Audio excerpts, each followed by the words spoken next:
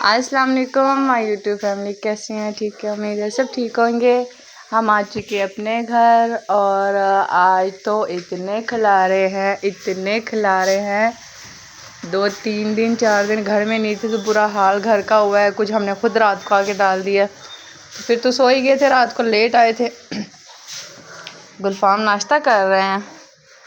तो आज तो काम बहुत ज़्यादा है, मैंने कपड़े भी वॉश करने हैं, कपड़े धोने हैं काफ़ी सारे हैं और ईद में भी काफ़ी टाइम कम रह गया है।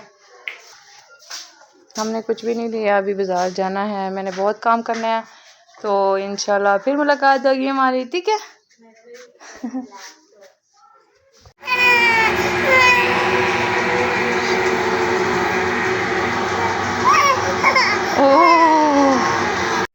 तो मोहम्मद हसन यहाँ पिटाई कर रहा है कि मैं इसको लेके जा रही थी कटिंग करवाने के लिए। इसको बहुत जल्दी पड़ी है कि मामा मुझे उठा ले बस।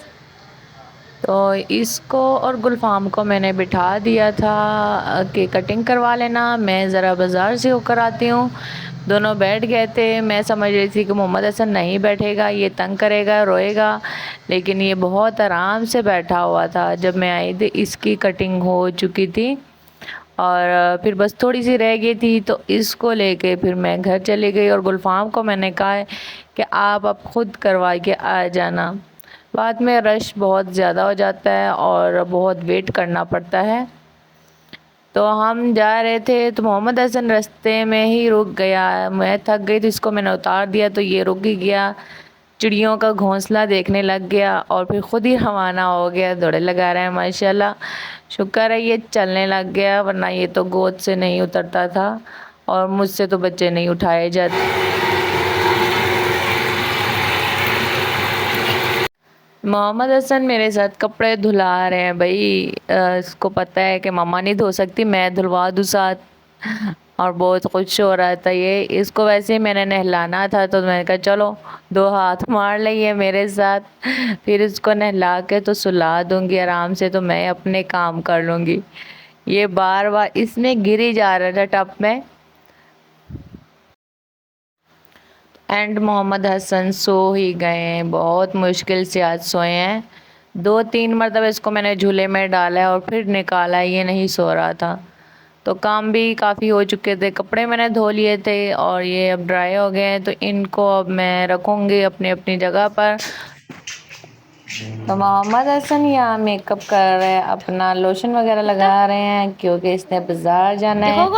इसको लड़कियों ने देखना होगा इसलिए ये तैयार हो रहे हैं। मैं इसको छेड़ ही थी, कहता मम्मा आप भी लगा लो। तो हम अब बाज़ार जाएंगे और कुछ चीज़ें बच्चों की लेनी है।